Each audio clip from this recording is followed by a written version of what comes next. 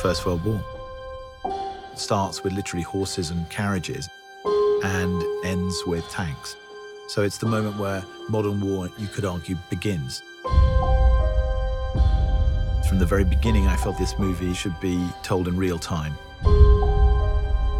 Every step of the journey, breathing every breath with these men, felt integral. And there is no better way to telling this story than with one continuous shot. 3, 2, 1, go, go!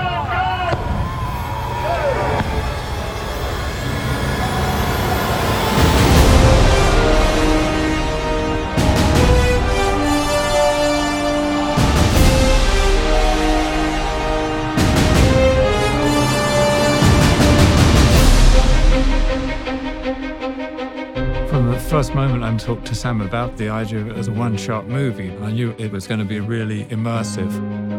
It's meant to make you feel that you are in the trenches with these characters. The film in itself is a slice of time. These two young men get sent on a mission to deliver a message to stop an attack.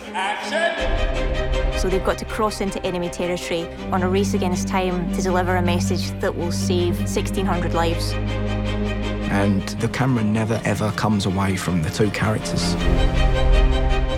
There's always that sort of get-out-of-jail card that you have with the movie. Well, you know, we might be able to cut around this, or we might take that scene out. That's not possible on this film. The dance of the camera and the mechanics all have to be in sync with what the actor's doing. When you achieve that, it's really beautiful and exhilarating. Sometimes you have a camera being carried by an operator, hooked onto a wire, and the wire carries it across more land, and it's unhooked again. That operator runs with it, then steps onto a small jeep, which carries him another 400 yards, and he steps off it again and goes round a corner. Let's go back to 1. This film does not take place in a series of interiors. This is endless exteriors. No location ever repeats, so you're constantly moving through landscapes. Being such an exterior movie, we're very dependent on the light and the weather. And we kind of realized, well, for a start, you can't really light it. Action.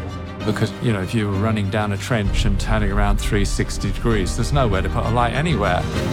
And because we were shooting in story order, we have to shoot in cloud to get the continuity from scene to scene. So some mornings, the sun would be out and we couldn't shoot. So we would rehearse. And we're rehearsing. And then we'd be waiting around, everyone with their eyes up in the sky, trying to see how long it'd take for the sun to move behind the cloud. And as soon as it comes over, you've got this 5-minute window. Everyone would be like, come on, go, go, go. Go, go, go! So you are also in the lap of the gods. It's like a piece of theatre every take. Once it starts, it can't stop. If something goes wrong, you just have to keep going.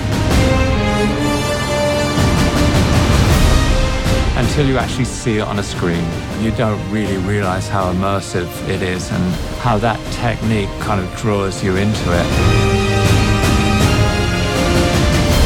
For me, engagement is very important.